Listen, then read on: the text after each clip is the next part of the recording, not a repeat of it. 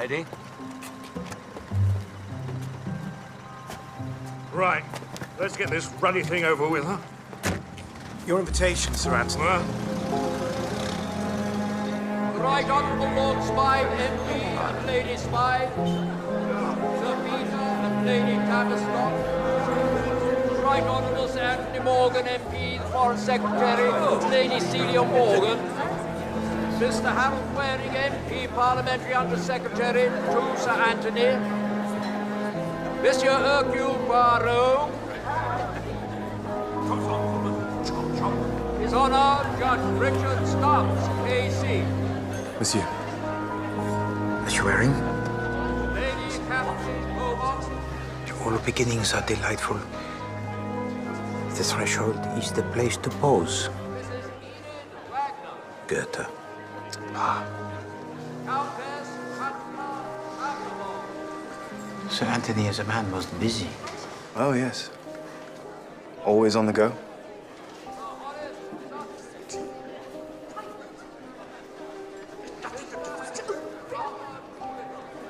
Excuse me.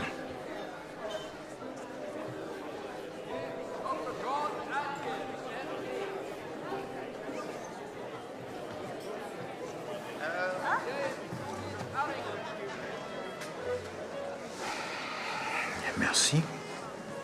I feel you do not embrace your role, Chief Inspector. Against the advice of Poirot, you have arranged this whole operation. Please to do it correctly. My men are in position, Mr. Poirot. C'est bien. Because there is the greatest of danger. The jewels, the paintings, the very presence of Poirot himself. This Marasco, he shall most surely come. Look at this. Vanquishing the Hydra, one of the labors of Hercules, Hugo von Dresch. Most of the laborers have been pinched over the past 6 months. Somebody must be Oh, collecting for God's them. sake, shut up, man. Wait outside. I'm actually a police sergeant. I'm actually His Majesty's Foreign Secretary. Wait outside. Sir. Waring, you should read this.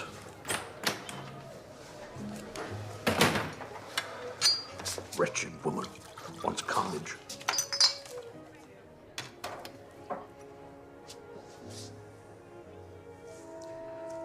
You understand what's required? I thought this business had been addressed. It may be necessary for you to leave the country for a while.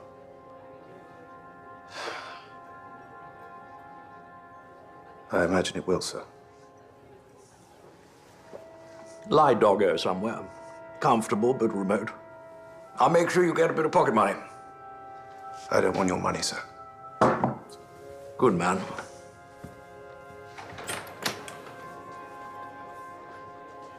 Mademoiselle Lucinda, you look magnificent. I'm terrified. Do I look terrified? No, of course not. Why should you be? This is bait. Me. I'm bait. Oui, certainement. The thief Marasco, he will be drawn to this place tonight. But you are in no danger, mademoiselle. Poirot, he gives to you his word. What happens if I want to powder my nose? Do you come with me? If you wish. Oh, no, of course not. No, mademoiselle. No, there is a guard who is dedicated for the purpose. When powdering the nose, miss, keep the door locked. When you're finished, tap on the door, but don't open it until you hear the response. They say Marasco kills for the sheer pleasure of it. Right, but they also say that Poirot is so intelligent he is scarcely human. But you know, he does not listen to this they.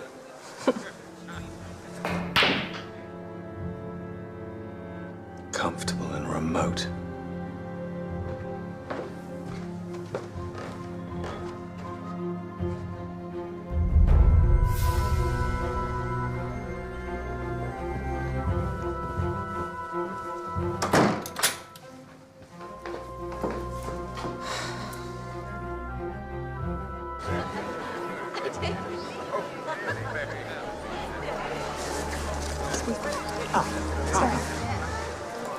Poirot, he will see you now.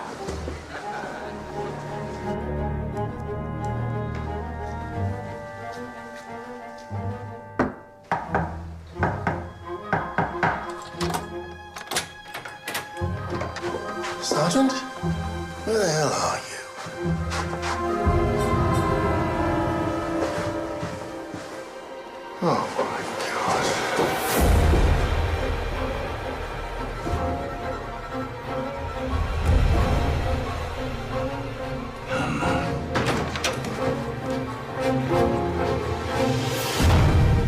say Marisco kills for the sheer pleasure of it. Sheer pleasure of it. Sheer pleasure. But you are in no danger, mademoiselle.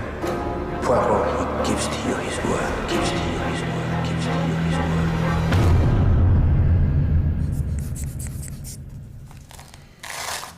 Poirot, you're as fit as a flea. No. Whatever you think is wrong with you is simply up here. What else is there but up here? What you need, my dear fellow, is another case.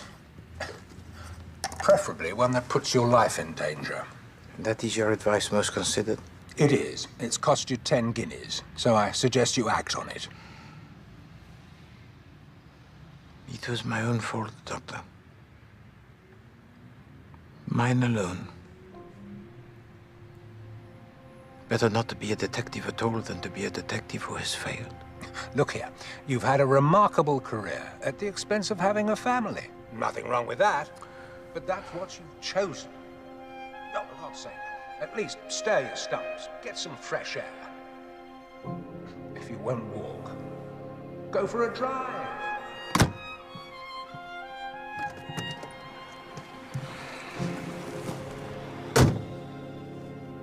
You have driven me before? Yes, sir. The agency's had me out to a couple of times, sir. Name's Williams, sir. Monsieur Ted Williams? Oh. Alors, Monsieur Williams, it is of no interest to me where we go. You may drive wherever you please.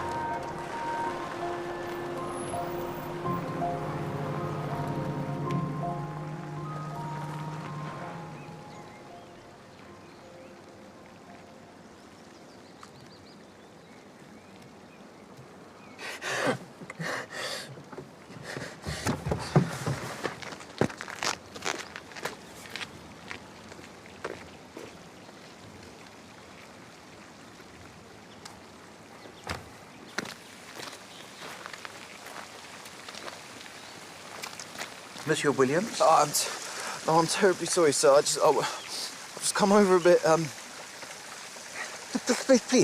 Please to sit. Bloody stupid idea, this, isn't it? I'm gonna get the sack now, blubbing like a baby in front of the clients. Pas du tout, monsieur. Pas du tout. It's just this is the last place I ever saw her, isn't it? Saw who? Nita. She was a maid to that ballerina, Katerina Samushenko. Nita come over with her from Moscow, and I had to drive him about the West End. Well, I drove Nita. Samushenko I never really saw. She just sat in the Savoy sending Nita out on errands, so we swanked about the place, Nita and me. And we come here.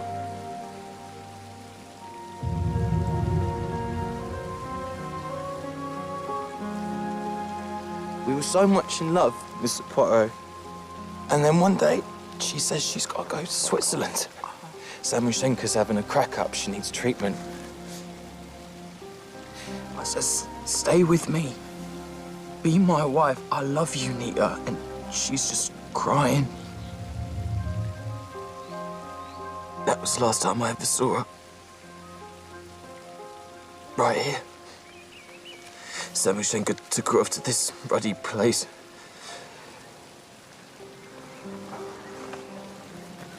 I keep thinking that I'm all right. And then I come back here. I just don't want to go on living no more. I can't bear it, sir.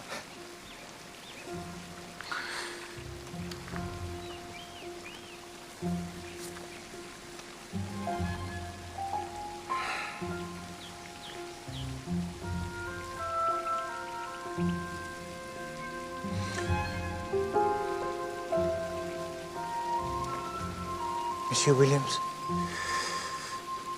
Poirot, he will find your Nita. And if she so wishes, he will bring her back to this very place, to this very bench. Poirot, he gives to you his word. I cannot pay you, sir. No. There is no charge, mon ami. This is a thing that Poirot must also do for himself.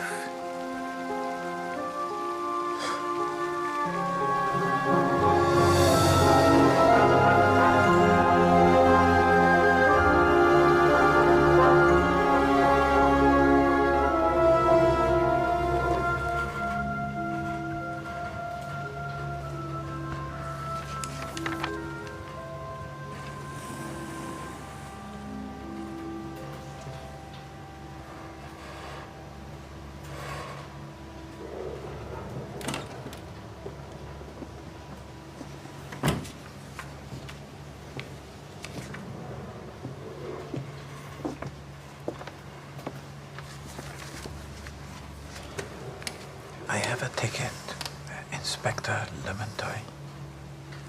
Monsieur Poirot, whatever are you doing in this foolish place? I am in pursuit of a lady's maid. I wish I had time for a social life. You are telling me the truth, monsieur? Poirot always tells the truth. Why should he not? Because he has wandered into the middle of an ICPC operation. The killer, Marasco. Yes. Scotland Yard thought they had him in London, but he got away from them. A girl was torn to pieces. Why? Terrible. Why? He now has the complete collection of Vondre's pictures and countless jewels. But he is coming here. We have information that the Hotel Olympus is where he hides the goods.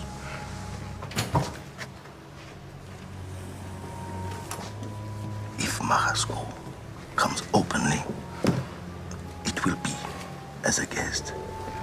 The hotel staff were all accounted for while he was busy on Angleterre. Of course, we would be honored, Monsieur Poirot, should you wish to participate with us in this affair. When you get to the hotel, speak to Lieutenant Drouet. He is undercover. Poirot can recognize a policeman when he sees one.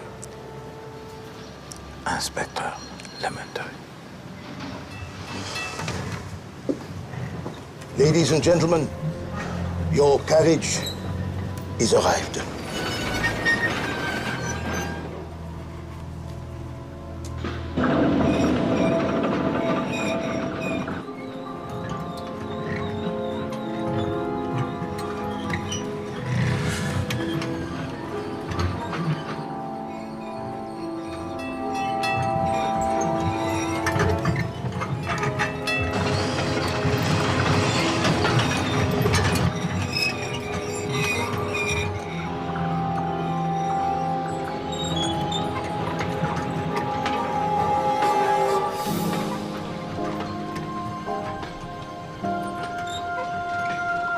Countess Rossicot.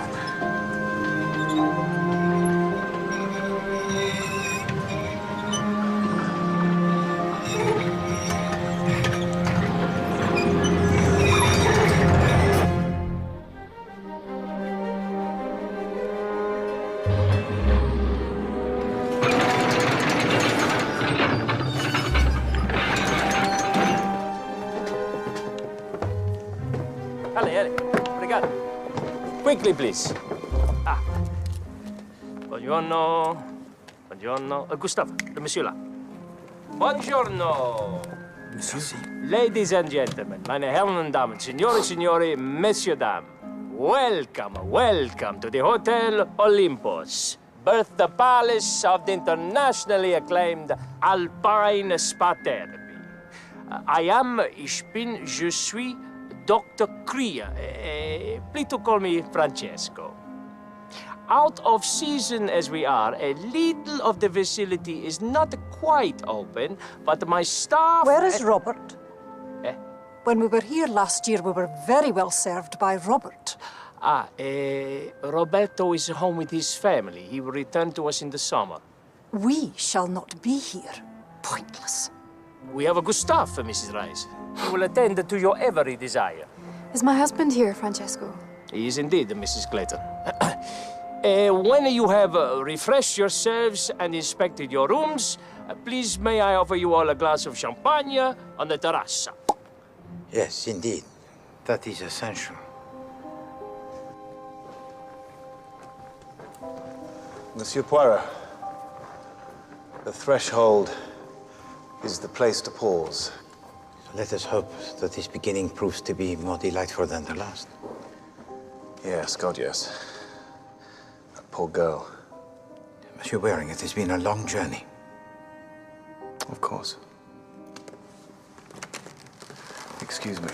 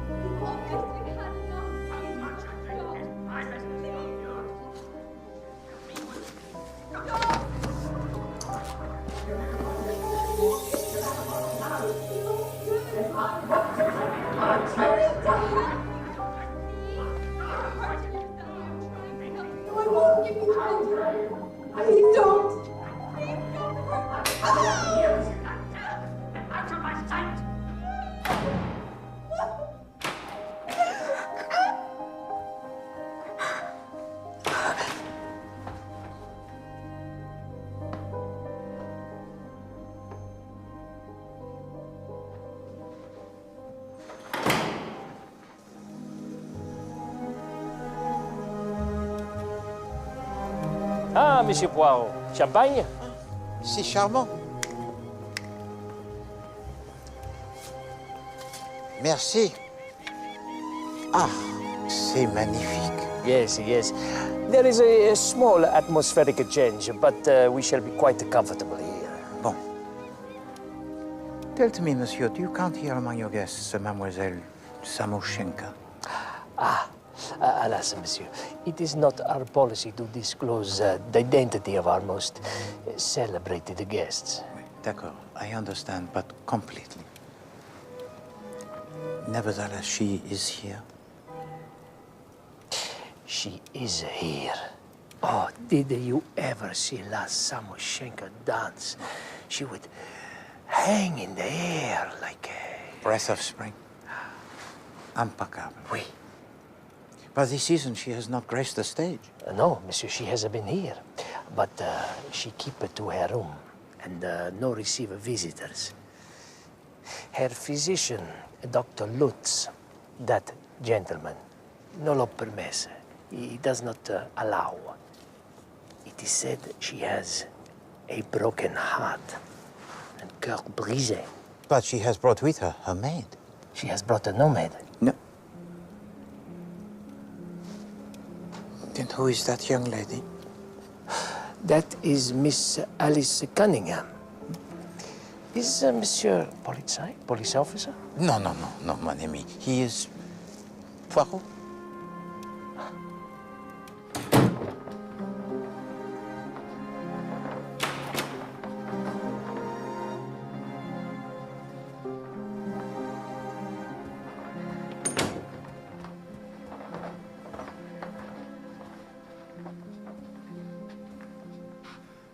Ladies, is everything quite well?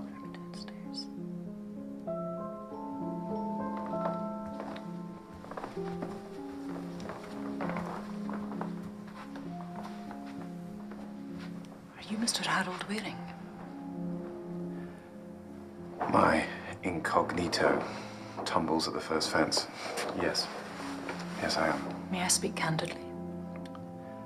Well, I suspect you're about to. You You've come here from England to escape the consequences of a scandal. Is that correct?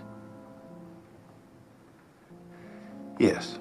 Then I must entreat you not to engage my daughter in private discourse. My son-in-law would take a dim view of it. Very dim. Another glass, monsieur? No, merci, come.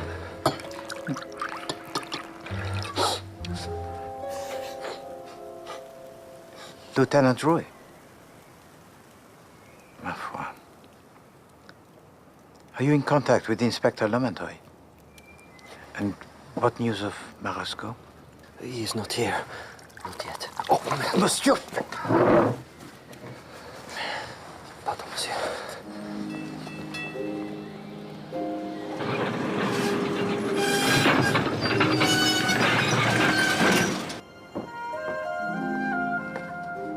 Hercule! Countess! Любовь моя! 20 years. Both gone like smoke through keyhole. I recognize you instantly. What could I do but return? You look well, Countess. Well, Why? Hercule, such insipidity. At the very least, I want to look like a goddess. One of the better ones. Of course, I look well. It is my life of unrelenting virtue. My life of crime is largely over. Bon. S'il vous plaît. Oh. Merci.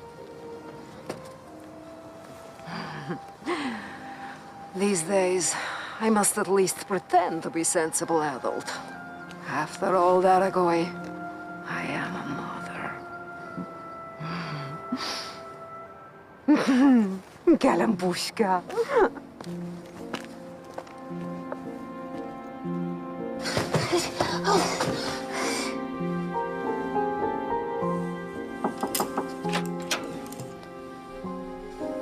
You're up. I am vertical, if that is what you mean. Have you taken your medication? Look at my eyes, Dr. Lutz. I have taken my medication. Shall we talk? I don't want. When you don't want to, Katrina, then is the time to talk. It's the way to make you better.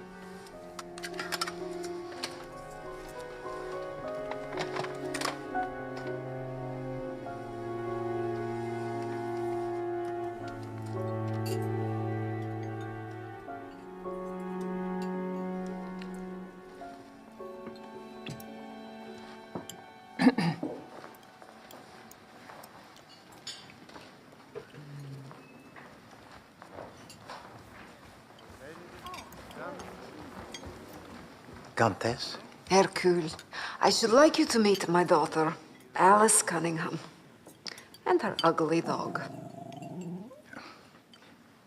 Mademoiselle. Cunningham? Ships in the night, forget him. I have. Alice is criminologist. Well, with a mother like me, she would have to turn one way or the other. She studies the modus operandi of great criminals. Daragoy, sit. Only the great criminals, mademoiselle. What about the little ones? My thesis examines the detectives who are successful in exposing these miscreants. She studied you. L'amour de Dieu. Do I repay the study?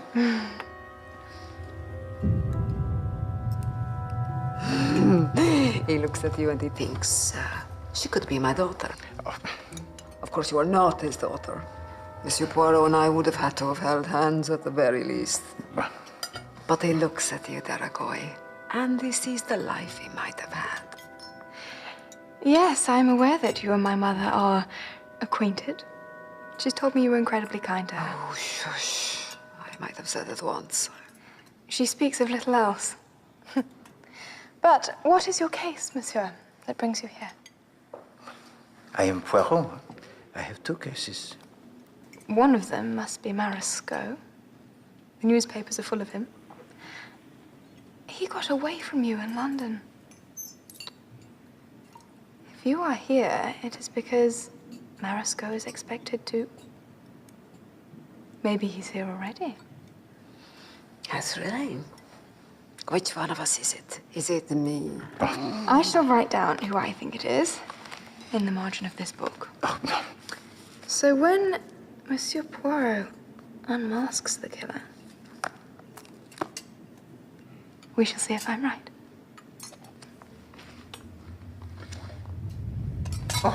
What's that? It is merely the snow. Moving. Somewhere an avalanche.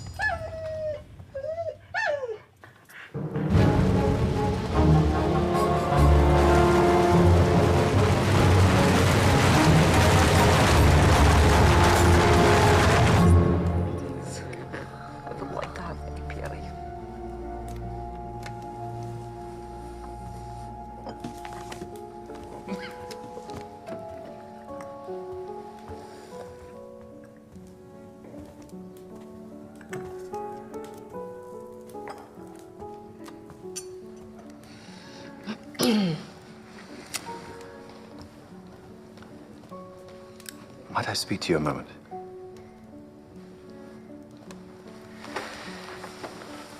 I read in the newspaper that you have an illegitimate child. Yes, I read that too. May I ask what happened to your face? My husband has difficulty controlling his temper. Sometimes I displease him. Well, sometimes I displease my loved ones. They don't hit me in the face when I do it. Who says I love him?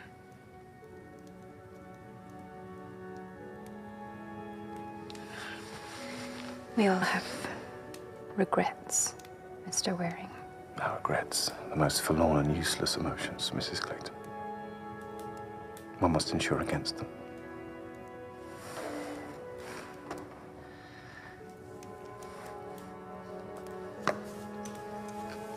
Elsie. So, we shall amuse ourselves with a round of Botticelli. It is a parlor game. I give you my letter. You must establish my identity by questioning me. So, I choose M. You say, did you paint the ceiling of the Sistine Chapel? I say, nein, I'm not Michelangelo. You say, ah. Yes. We all know the game. Did you write the Resurrection Symphony? I know nothing of music. Mahler. Good. I fail. You have earned a direct question. Ladies and gentlemen, meine Herren, Damen, Signore, Signori, Messieurs, Dames. Oh, and yet, this man is such a bore. A point of information. I am advised that a small quantity of snow has fallen in the tunnel of the funicula. The workmen are attending to the obstruction and will soon be clear. S'il vous plaît, Monsieur Hasson. Oh, tout de suite, monsieur. Very soon. Within a couple of days for certain. So we are trapped in this preposterous place. It is a small quantity of snow. But not be despondent. It will be gemütlich up here. We have a food, we have a wine. We shall be, what is the phrase? Demented with boredom. Cozy. We shall be most cozy. With a killer on the premises. And now is the moment when we must be very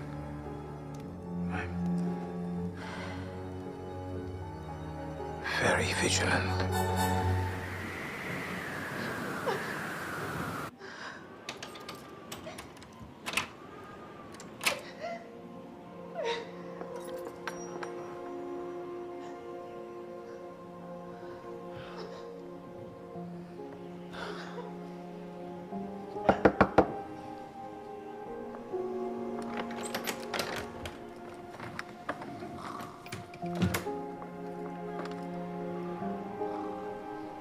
Just tell me.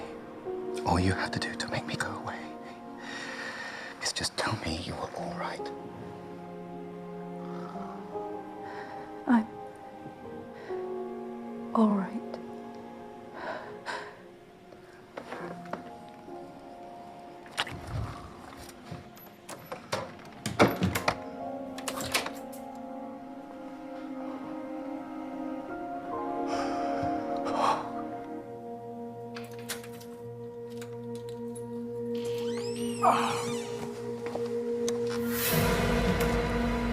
Troy.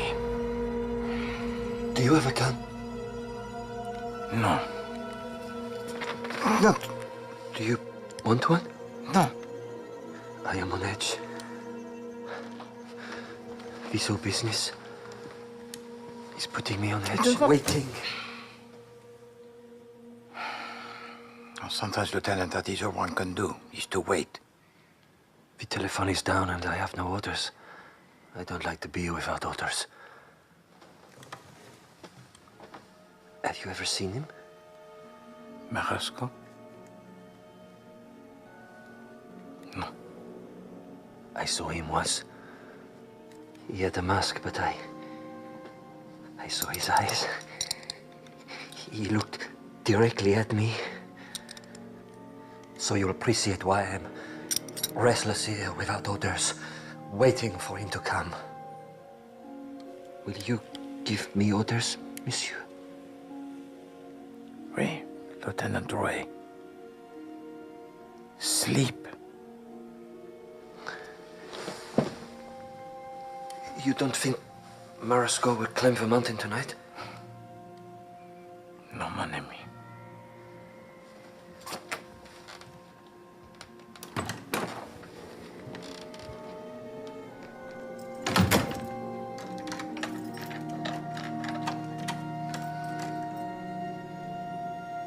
He is already here.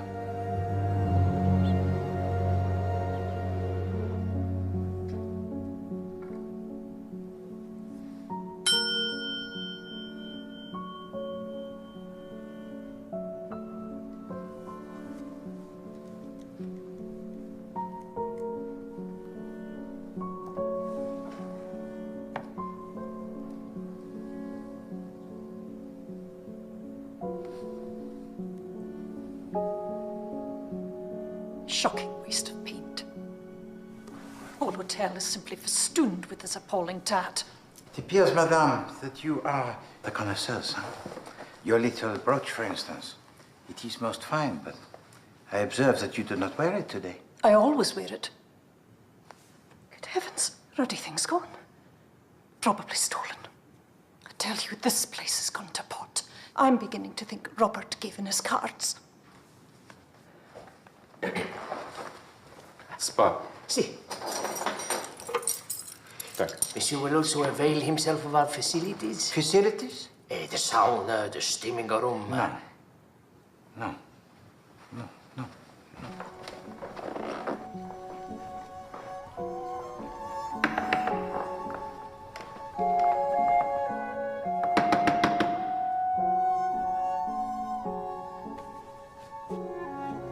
Don't make me knock again!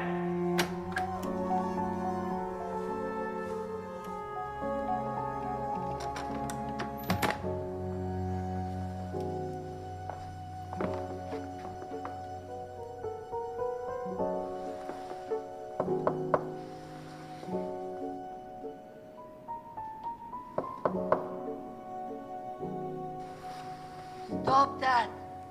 Door is unlocked.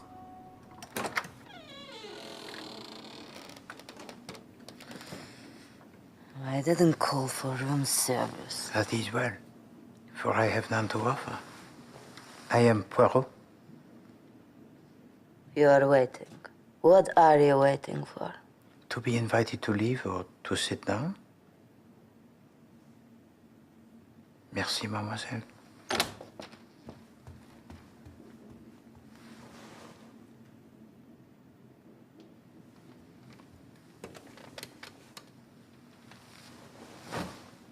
Would you be so kind as to tell to me something? What became of your maid? I have never had a maid. Nita.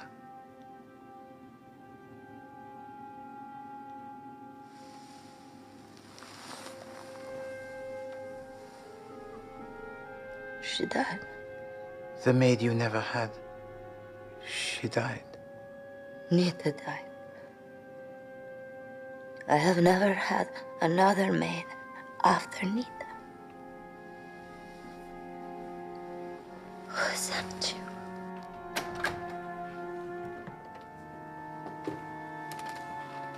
What is this? I don't know who this is. I don't care. He's leaving. Merci, mademoiselle. You have been most helpful. Don't touch my things. Je m'excuse. You're right, mademoiselle. I can barely trust myself. How could I write?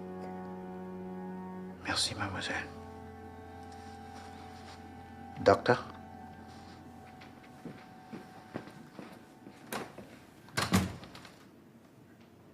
What is the point of making rules? Mr. Clayton, does he take all his meals in his room? Is Monsieur Polizei, police officer?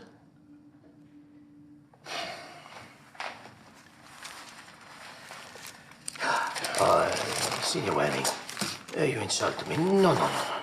Look, I am not a ruddy policeman. No? Of course not.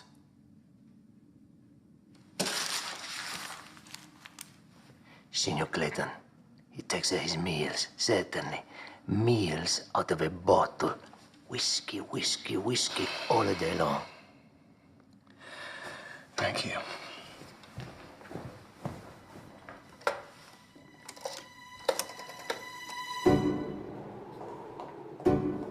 Monsieur Poirot, let me be absolutely clear. I cannot permit you to interfere with my patient.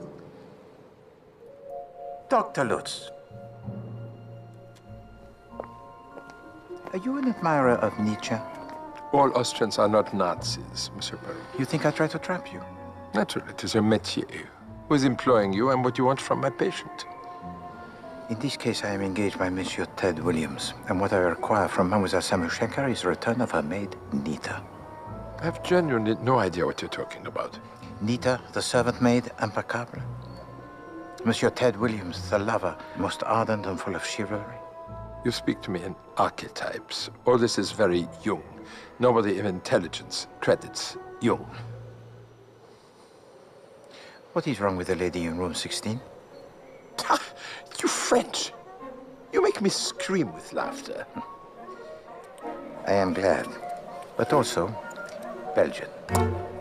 You cannot expect me to compromise my client confidentiality. Are you mad? No, doctor, but neither is Katrina Samuchenko.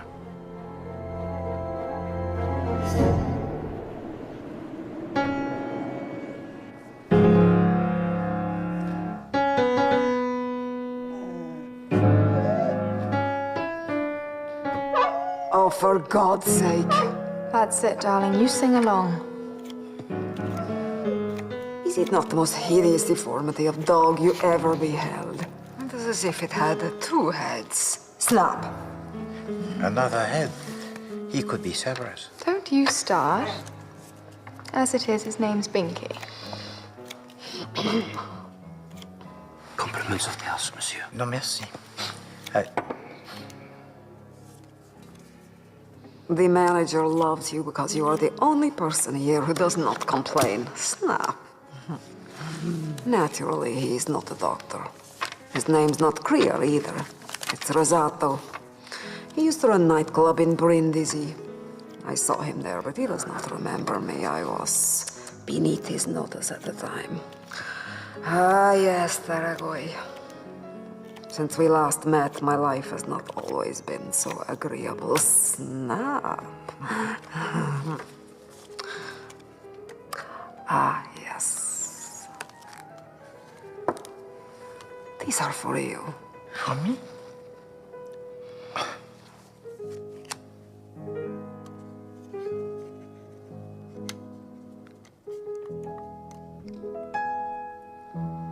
These are beautiful. I have from time to time lost my money and my dignity, Hercule. I never lost my taste. No, I did not steal them. My father wore them when we fled Peterburg.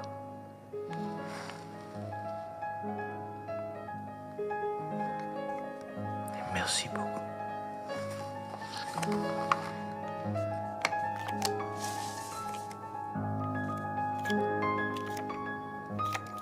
The labors of Hercules. That is how you unconsciously conceive your career. You are the modern incarnation of Hercules. How resourceful of me. Dr. Lutz should name a condition after you. The Hercules complex. The compulsion to conquer all obstacles, however forbidding. It is why you are driven to chase Maresco. You simply have to.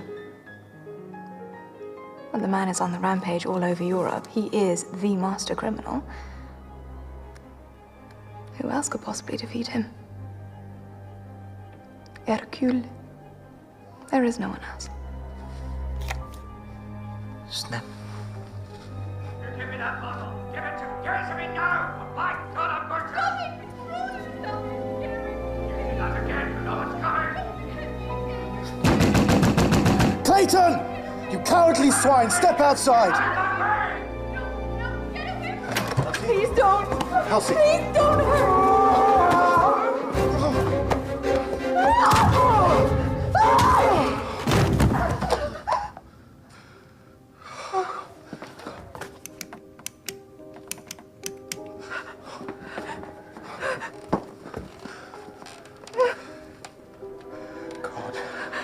Go. My darling, go. Go. God.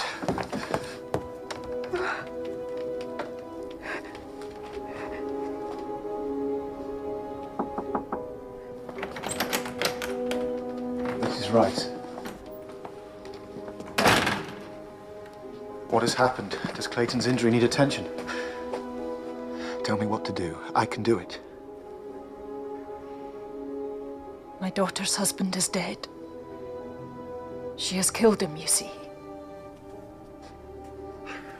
I should go. No, Mr. Waring, please, stay here. We shall not have you implicated. But...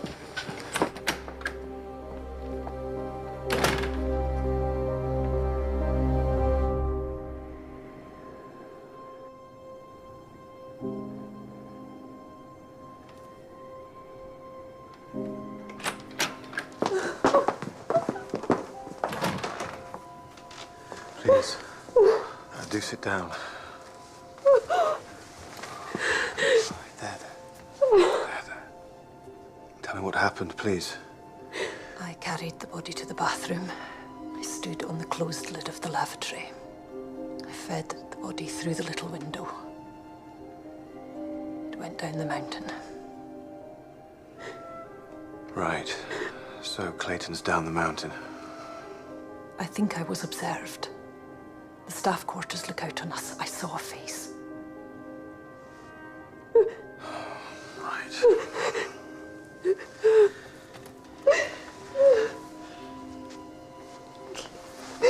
Let me think a minute.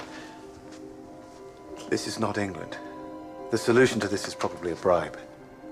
One bribe to the manager, enough for him to silence whichever member of staff observed you, also, if necessary, the police. We have no money for a bribe.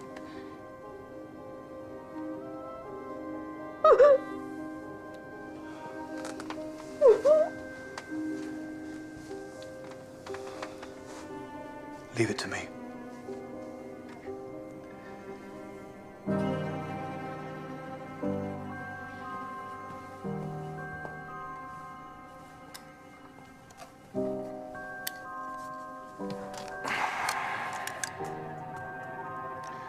Mickey Mouse. Excusez-moi? In Botticelli, I was Mickey Mouse. I am now ready for another game. For you, I am D. Monsieur, I have no I'll give you a appetite. clue, 2 clues. I am alive, and I am not fictional. Vraiment, monsieur, I insist that you excuse me from this game. Ah, buongiorno, signor Waring. Good morning. Francesco. Sì. can I speak frankly? I have a problem. Is it a big problem, Signore? Pretty big. How big is a pretty big, Signor?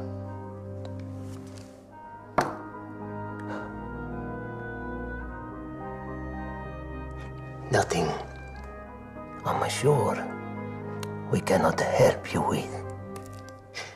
You may be assured of my most discreet professional services. That would be nice. Binks, tell the truth. If you were the greatest criminal brain in the known universe, and you had just torn the internal organs out of a beautiful young girl, where would you go to catch your breath? You wouldn't really come to a dump like this, would you? Come in.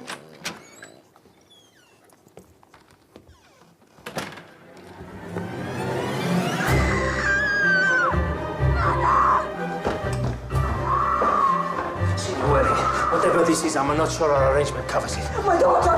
Where is Alice? Poor Samoy. Oh, child. I'm not hurt. I'm not hurt. If you please, mademoiselle, quickly, what you can tell me yet bedtime. Yes, it was a man alone. He had a mask. Did he touch you? Was it Maresco? Oh, Bliach. If you please, Countess, did he speak? Can you be sure it was a man? It was pretty clear he was a man. And what he wanted. But he didn't get it.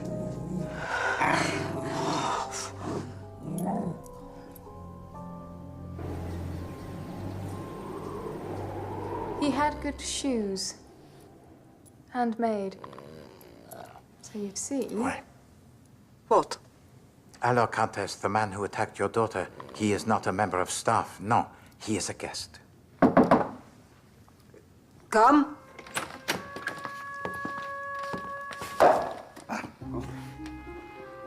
Countess. Monsieur. I came to see if I could be of assistance to Miss Cunningham. How kind, Dr. Lutz. What manner of assistance? The procedures of psychological recovery are my speciality. Shush, Binky. You've established you're a completely useless guard dog. Thank you, Dr. Lutz. I shall bear you in mind.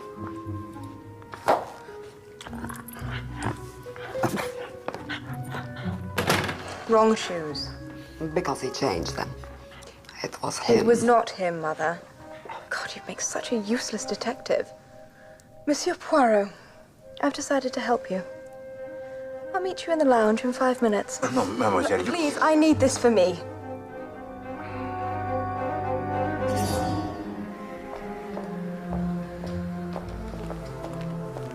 Miss Cunningham, I do hope... Yes, well, that was most unpleasant, but no, I'm fine. Monsieur Poirot here has some questions to ask you.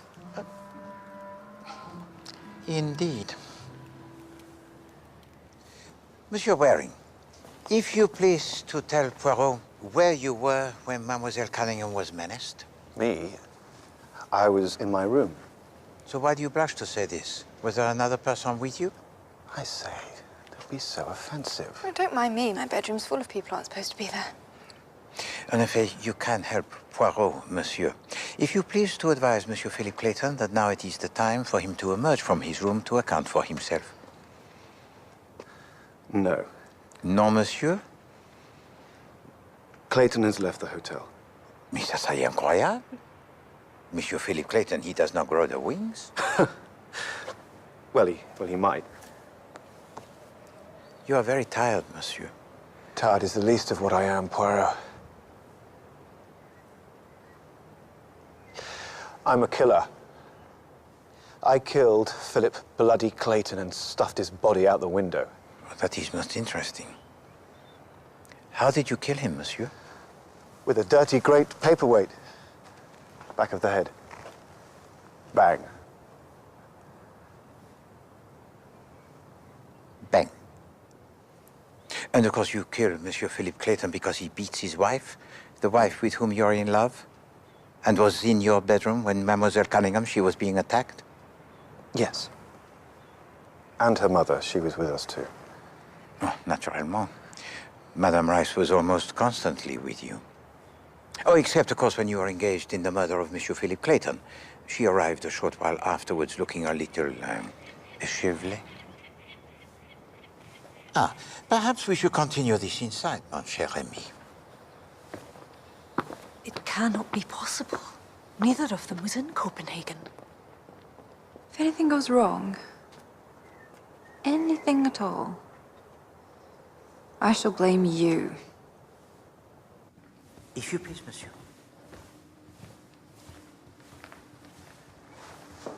Eh bien, monsieur, listen to Poirot. You recall that night in London? When I observed the behavior of Sir Anthony Morgan towards his wife, oui? Eh bien, I gave to Poirot the measure of this man. And I believe that it was he who fathered the child with a prostitute, monsieur, and not you. No. You took the blame in order to preserve the integrity of your ministry because you are a man most honorable. And now you take the blame for the murder of Philip Clayton. But Poirot, he knows that this cannot be true because there is no Philip Clayton. There never was such a man. You know, Poirot, he racked his brains. And he remembered the case in Copenhagen, where there was a good man at a very low ebb in his life, like you. He was relieved of all his money by 2 sisters. Madame Rice and Madame Clayton Monvieux are not mother and daughter. But I saw Elsie smash the man. No, the man who was struck was not a man at all, but her eldest sibling in disguise.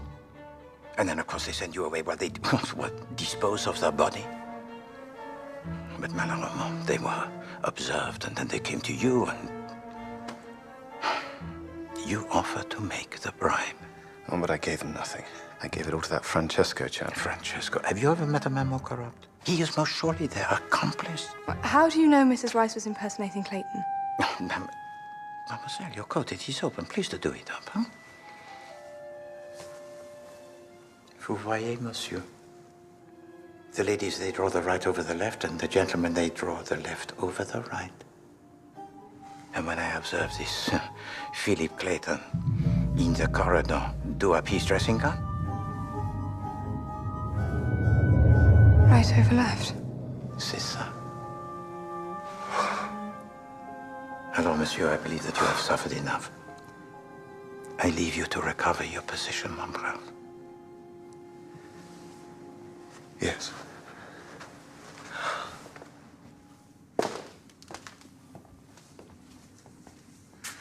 Those women should hang. Croyez-vous, mademoiselle?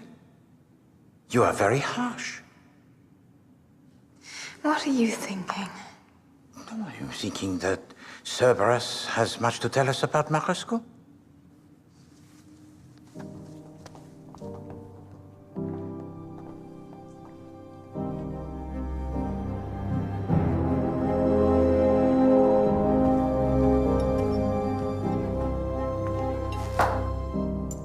If you ask us to guess who you are, I shall scream. Monsieur Poirot, my card. I am an insurance investigator. I offer you my services.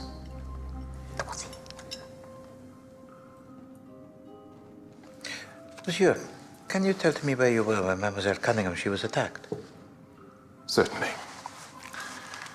My complete itinerary for the day. All verifiable by witnesses. Excluding the criminals wearing Francesco and the women calling themselves Rice and Clayton, of course.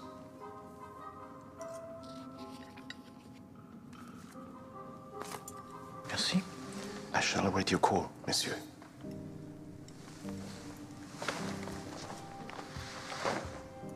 Definitely him.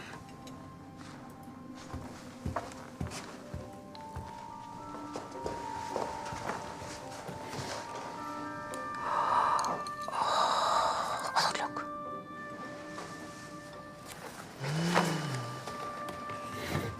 There, quickly. So she is here. Katrina, this is not appropriate. Who pays for your dinner, Dr. Lutz? It is not a legitimate basis for argument. I disagree. Dine with me if you wish. Otherwise, leave me alone. We'll talk about this later.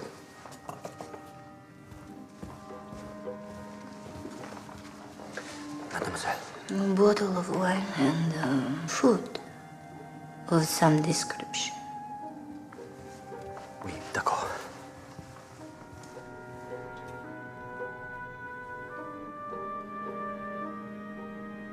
Mademoiselle, there is one thing that you must know.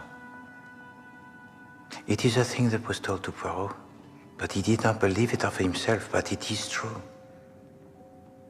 And it is true of you. You are not ill, mademoiselle. No. You are not ill.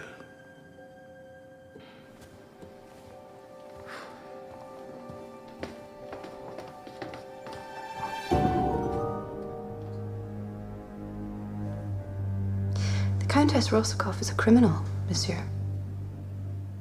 And you have done nothing to promote her arrest. You could do the same for us. Excuse me. Otherwise, you drive us to extremes. Do not press me, ladies. Poirot, he will not be pressed.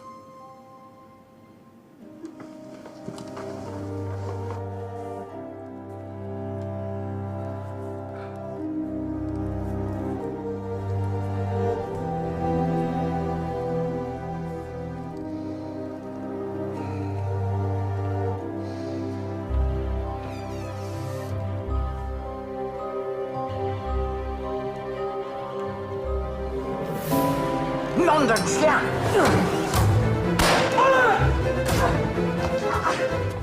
Stay where you are.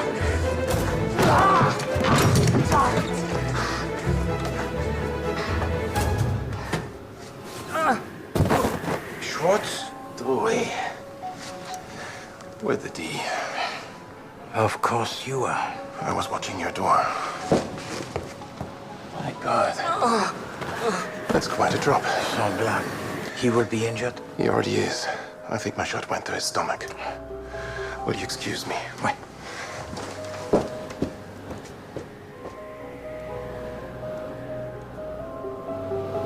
Eh bien, Poirot, the little gray cells, at last they begin to sing.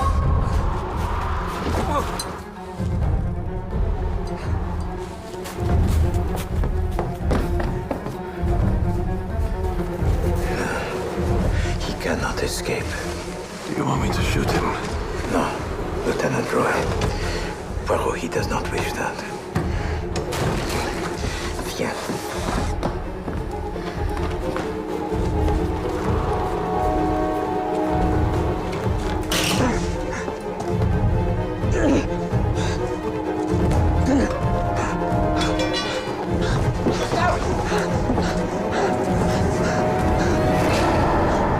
Gustave! You are wounded. And if you remain out here, you will most surely die. No! I said no! That is enough! Come back in! We have so much to discuss, you and I. Mon ami! What is your name? Marasco. No, Gustave! No! No, Gustave!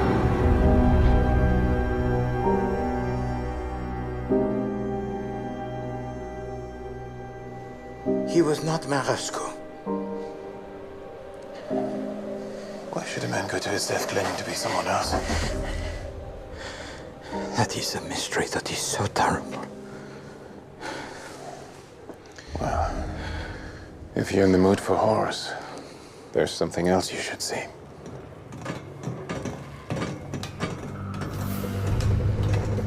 Careful. Merci. There. Oh, no, no, no. At least the cold prevents him from stinking.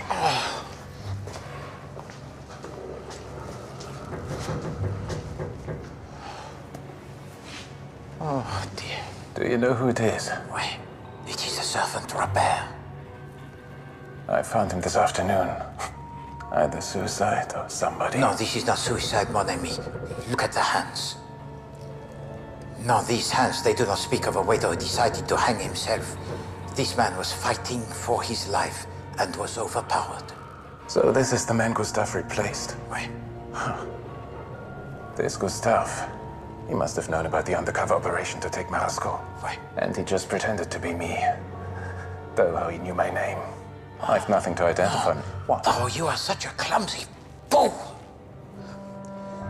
You handed to him the name on a plate. Another glass, monsieur? No, merci quand même. Lieutenant Roy. It makes no difference now. So, what do we do? Gustave wanted us to believe that it was Marisco falling to his death, oui? Then that for the moment is what we shall believe. Hercule, what happened? Are you dead? We heard another shot. Tell us. Francesco, please tell to the staff to keep to their quarters. Their services will not be required. Countess, this gentleman is Lieutenant Drouet of the ICPC. Are you sure? He is so many people. Ah. And as for Marasco, he is dead. Good heavens. The man calling himself Gustave. It was him. I knew it. Those terrible shoes. The waiter with the drip at the end of his nose. Oui. I must confess to being a little disappointed. That's not the name I wrote in my book. Monsieur Waring. Mrs. Rice and Mrs. Clayton. They've left the hotel. Huh? Please do come and look. Excusez-moi.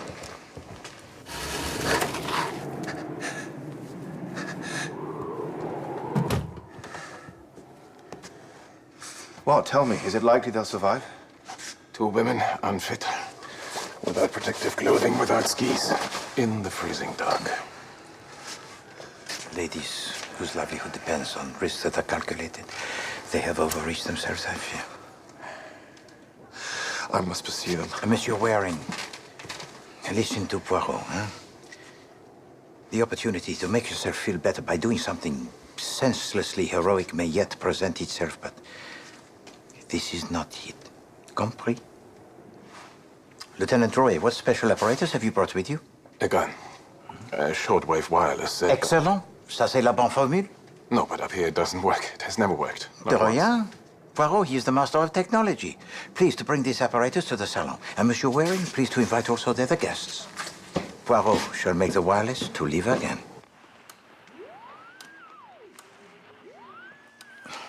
Lieutenant, will you please to make everyone stand over there? It's impossible for me. Ladies and gentlemen, step back, please. Monsieur. I trust the police will keep a sense of proportion about my involvement in...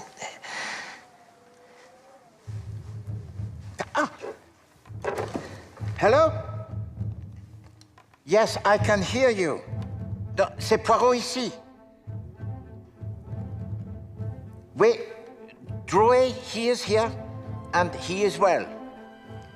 Lemontoy, tell to me what you can before the signal it fails. Oui, d'accord.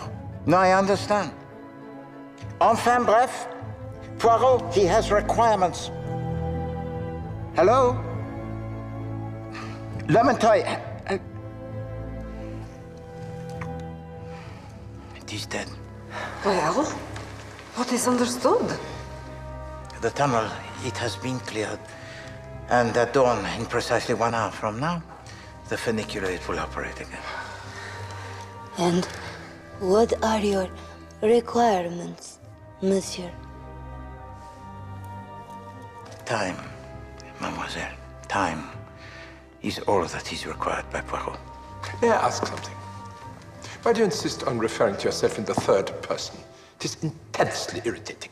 Because, Dr. Lutz, it helps Poirot achieve a healthy distance from his genius. Mademoiselle Cunningham, your disappointment, it can be set aside. The man calling himself Gustave, he was not Maresco. You don't say. No, he was the accomplice most loyal who went to his death willingly to conceal the identity of his master.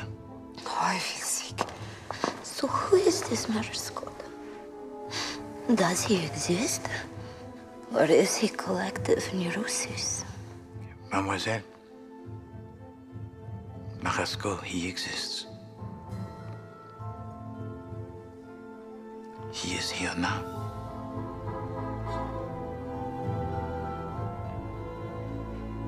A little patience, mes amis. And Poirot, he will explain.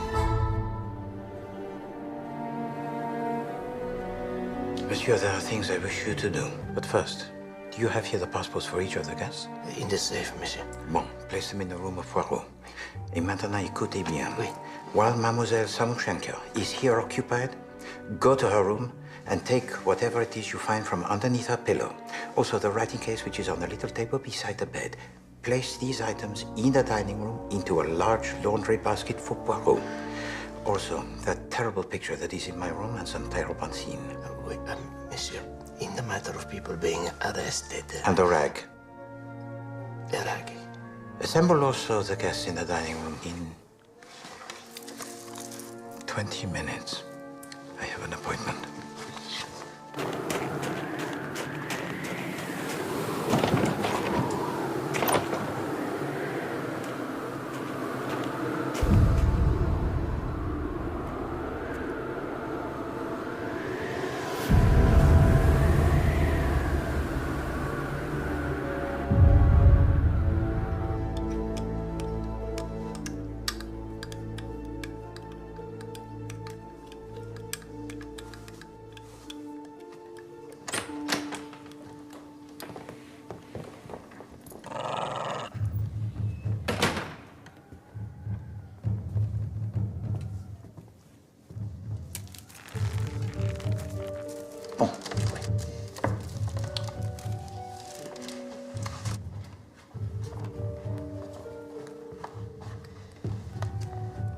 Merci, monsieur. Merci.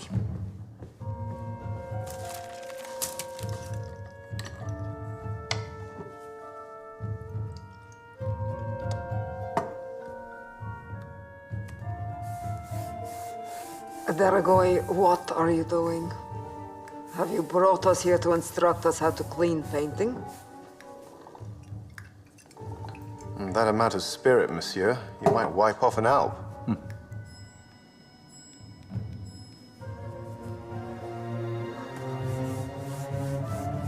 Told you. One could consider it an improvement. Wait a minute. What's that?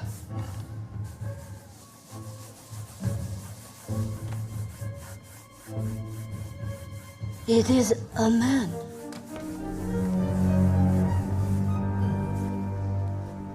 Well, I'm a ruddy Chinaman.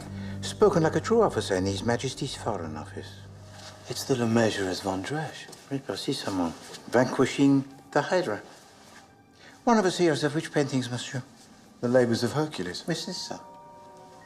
And the rest of the labors? They're all here. All around this building, they sit, waiting, hidden, but in the plain sight. Waiting for what? For the fans of Maresco to find a purchaser for the collection. Francesco, from where did you purchase these pictures? A man, down the mountain. I get them very cheap. Indeed, because for Maresco it is a kind of rental. Oh. Ah, but there are other treasures here in Bonn. That is mine. Is it, mademoiselle? Oh, je suis désolé. I return it to you at once. Nevertheless, in the spirit of candor, which is mandatory in these circumstances, I must insist that you show to Poirot its contents. Don't be ridiculous. The Lieutenant Roy is a policeman. Would you prefer him to show us the contents of your writing case?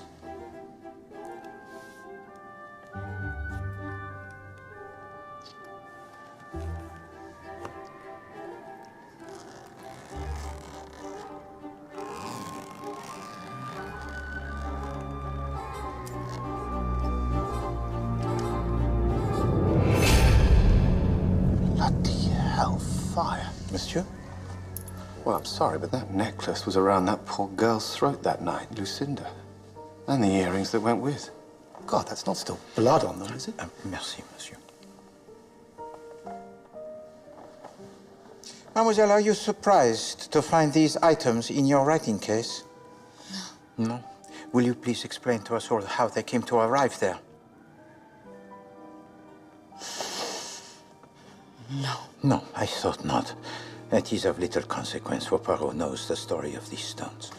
I must protest. But of course, monsieur, that is your raison d'etre. Everything that Mademoiselle Samoshenka does, you must either interrogate or disparage, because otherwise you have no function.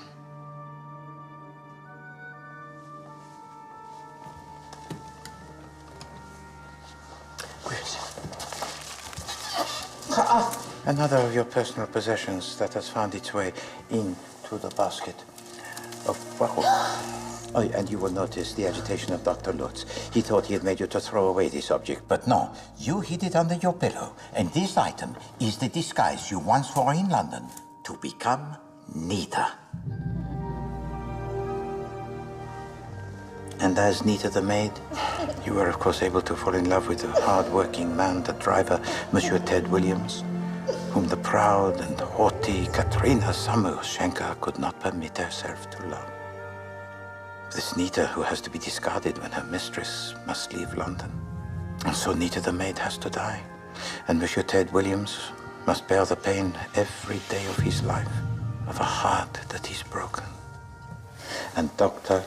Lutz, the opportunist who has been retained to nurse you through your unhappiness, to heal you with the talking cure, with the pills, with the constant reinforcement that you are mentally unstable, that you cannot be trusted to exist alone, because this keeps him in employment. But it is a cover. But that is the way you behave. How can one trust either of you? I told you he was forceful. And you, Countess, never quite able to wean yourself from the life of crime, huh? Pourrais-je, madame? Oh. Vous voyez, mademoiselle, your mother, she is wearing the brooch belonging to Madame Rice. It was ugly on her, and it is pretty on me. Oh, she won't be needing it to go down the mountain. She steals so rarely these days. Peut-être. But maybe she enjoys the pleasure of fencing jewelry that has been taken by another. For God's sake, you know that is not true. You know that... My turn. Mademoiselle Cunningham, huh? The student of criminology? Your fascination with the method. Your eagerness always to know what it is the Poirot he is thinking. How deliciously pure it would be, mademoiselle, to conceal yourself under the wing of the very detective who searches for you. Yes? May I say, I think that's very interesting, but a little woolly and not quite out of the top drawer sleuth-wise. Monsieur Waring, you are no stranger to deceit. That's a little harsh, Poirot. Only a few hours ago, you were telling me what an honorable man I was. No, because it is your honor that leads you to deceit. Will you please fetch for me the ladies, Madame Clayton and Madame Rice? Hey, they're halfway down the mountain. No, monsieur, they are not halfway down the mountain. I think you'll find them hiding in your bedroom. Now, look here. Just please to fetch them, monsieur.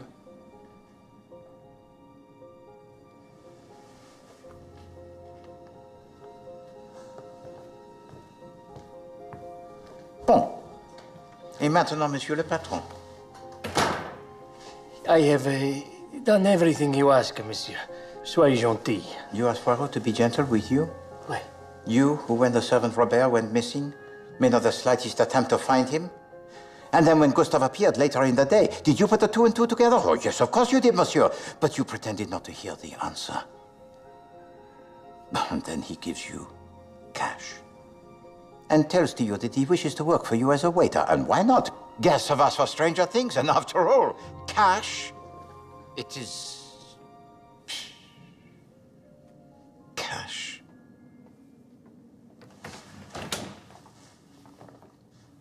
Ah, ladies, If he were wearing a hat, Poirot, he would sweep it off to you. Your venality, it knows no bounds. You take and you take and you take. We returned the money. From the goodness of humanity, you take. You ruin a man and then make him feel guilty for being ruined. You make him pretend that you have escaped, but you have not escaped, Poirot. No. Oh, Madame Justice, it will surely be meted out to you, for you are predatory and malign.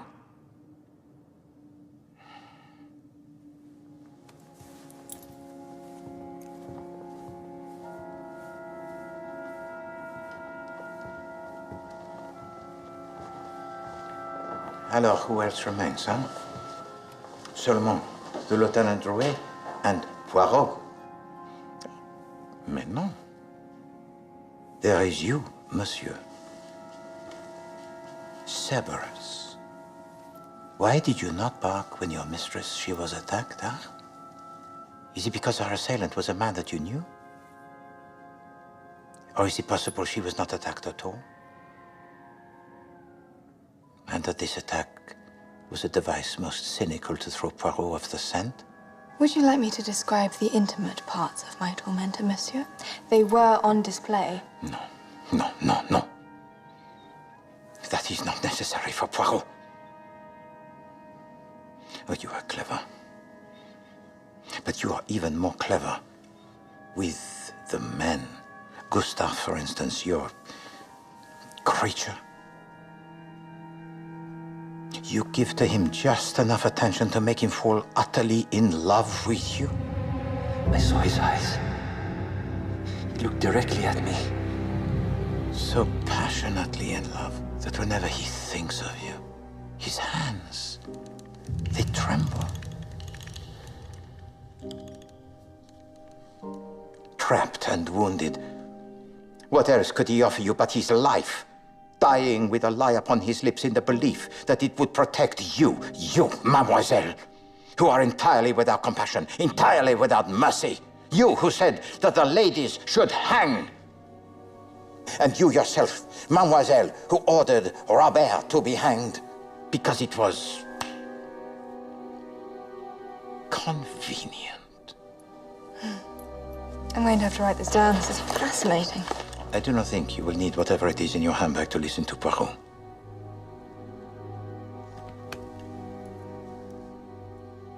Do you know what it was that first alerted my attention, mademoiselle? The biting of your thumb. She studied you. And Poirot, he remembered where he had seen this before.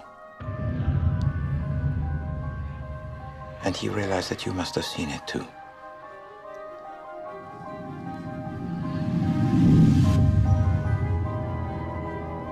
Oh yes, you saw it, mademoiselle. And you stored it up and for the future use, to manipulate the guilt and the shame of Poirot.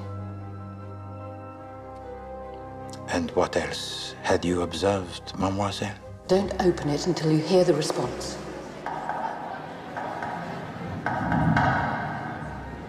All the information that you could possibly require. And Poirot, he felt so vigilant that night. Excuse me. Pardon.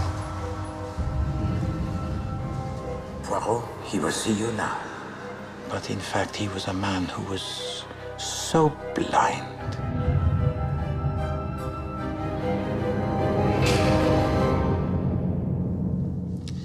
Alors, mesdames et messieurs, let us imagine a little scene.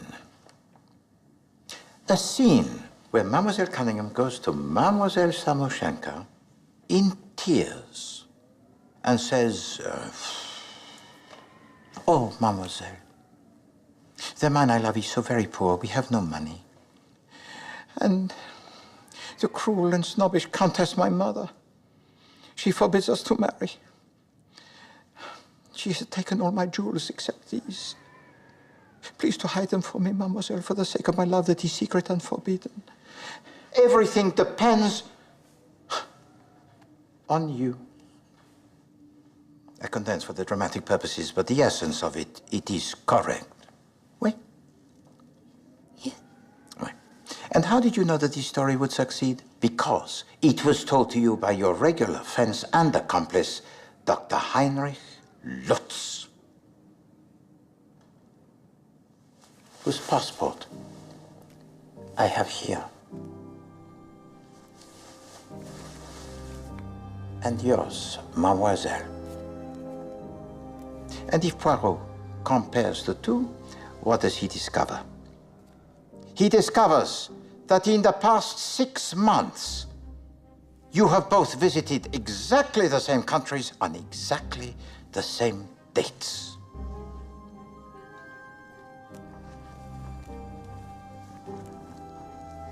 Oh, mademoiselle, I'm concerned that there is in your handbag a gun.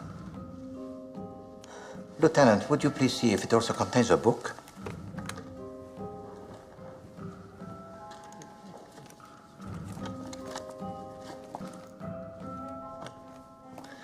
No gun. One book. Oh. And would you please to read out loud the name that is there written in the margin of page 81.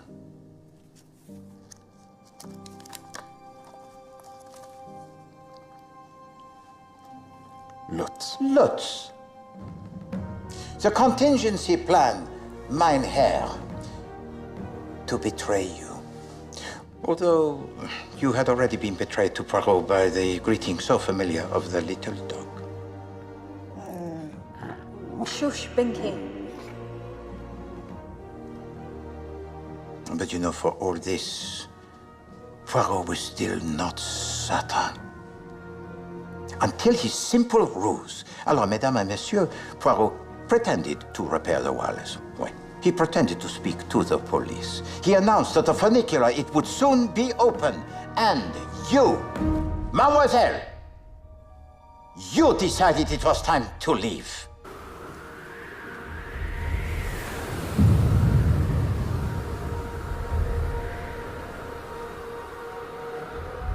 Is that out of the top drawer? Marasco.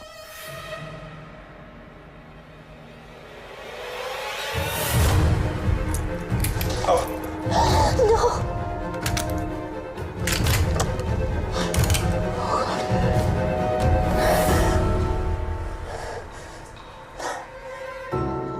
Oh, this is interesting. Shut up. You didn't seriously think I'd come to a little talk with a weapon in my own bag, did you? I put it in hers. Mariska, I beg you. This is not the behavior of civilized woman. What a bloody useless mother you are. S'il vous plaît, this is not the way. It cannot end this way. Mistake, Poirot. Because for the sheer childish pleasure of proving you wrong. No!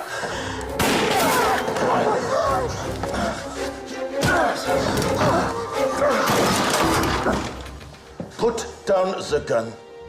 This is not a gun. It's an objective correlative. Put down the objective correlative.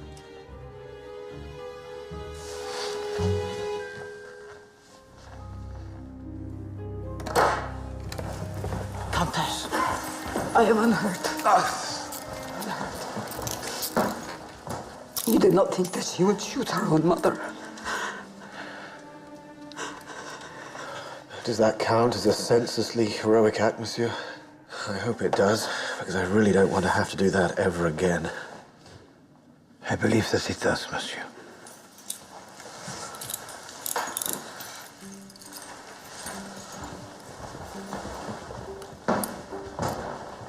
Take them away.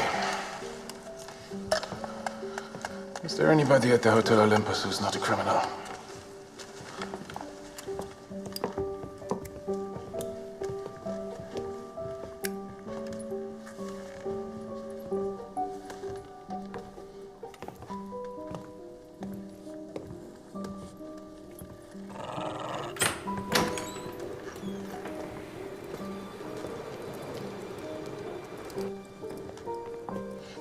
feel redeemed, monsieur?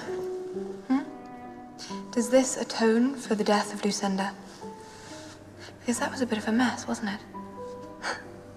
I heard you say the words, Poirot, promising to protect her. Oh, you poor man's Hercules. So vain, so ineffably smug. And you failed.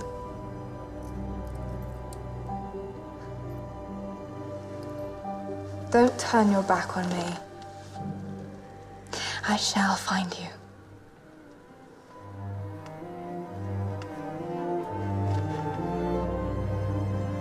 I shall not hide.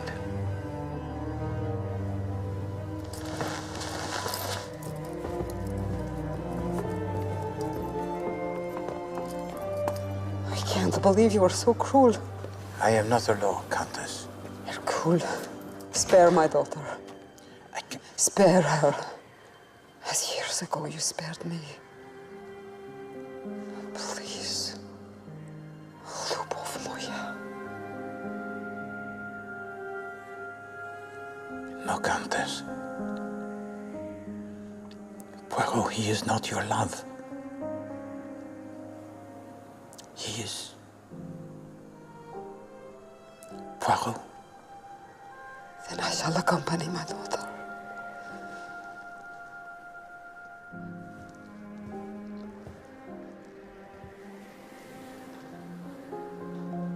I bid you до свидания, Hercule.